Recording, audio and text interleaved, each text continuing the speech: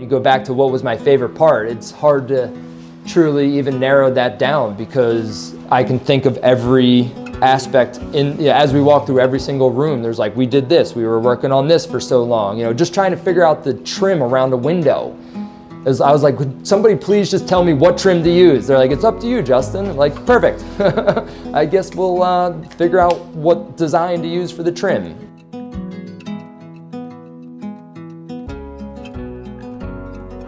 In my visions, I laid out a floor plan that I thought we'd be happy with. And then I searched the internet really hard to find homes that had similar floor plans so I could start getting a vision of what the outside looked like. And I stumbled upon Timberbuilt and I was like, oh my God, look at this thing. It was everything that I could pretty much dream for. I love the covered porch aspects that you guys do. And I could go on the different aesthetics that was so spot on to my vision. You can't possibly dream it up on your own and do a better job.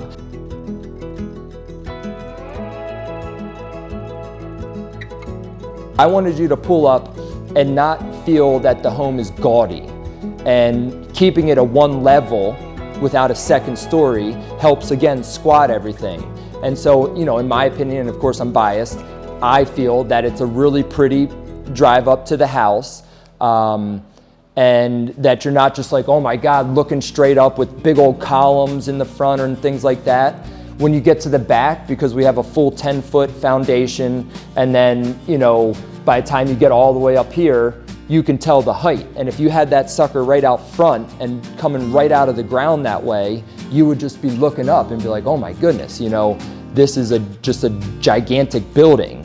And so I think it's really important to read the lay of your land when you're trying to design your house, because unless you're gonna bring in mountains of dirt to backfill, you gotta look at your land and understand the best way to build your home from there. That's where it starts.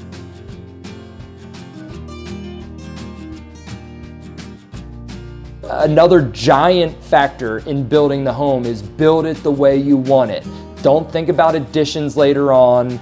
Make sure that you build it the way that you want it, because it's going to cost 2 times as much to go back and do it later.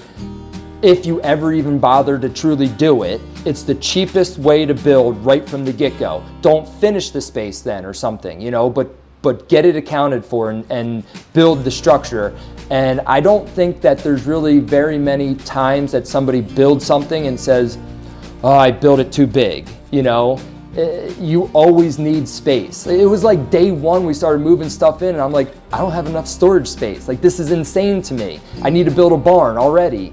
But in my younger years, I would not have committed as much as I did finally and just say, you know what, Justin, obviously it costs money, but you're building the place that you want to be in forever. So build it the way you want it, because you don't want to have the finished product with regrets of like, oh, I should have just put on that extra room that I wanted, or whatever it ends up being.